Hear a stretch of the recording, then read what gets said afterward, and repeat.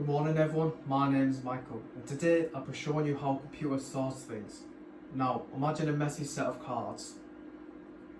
So what is a sort algorithm? Well, we'll split the two words down and look at the definition.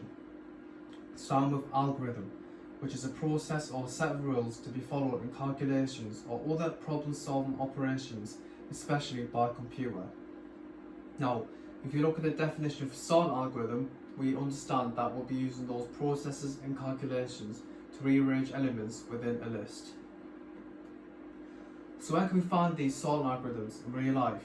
Well, for starters, we can see them in shopping, sorting clothing items by price, recommendation and relevancy, as well as YouTube videos, sorting them by view, oldest video as well as latest. Likewise with TikTok, sorting videos by like count. So how many sorting algorithms are there? Well, according to ClassQ, there are 43 different types of algorithms.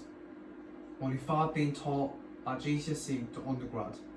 Only 3 being seen in GCSE, which include bubble sort, merge sort and insertion sort, where we will be focusing on bubble sort.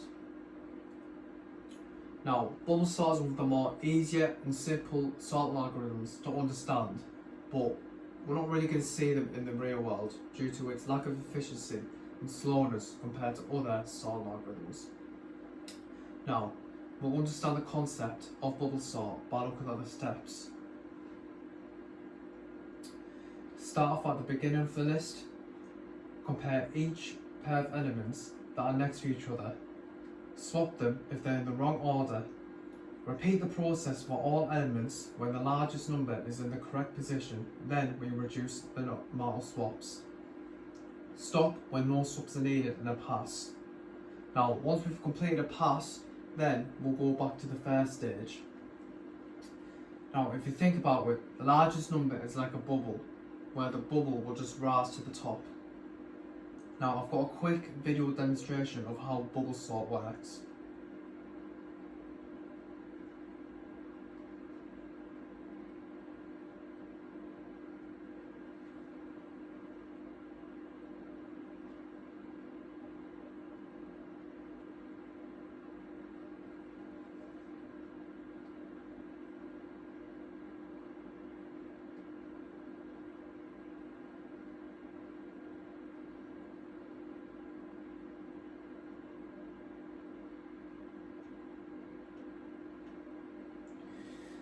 Now we've understood and watched a video of bubble sort, let's move on to a fun activity. Now, as we've understood the basics of bubble sort, let's play a game and let's look at the rules.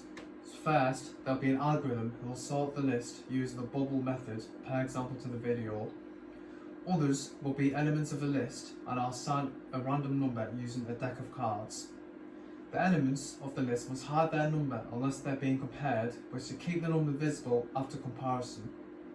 The person who can sort the list the fastest wins.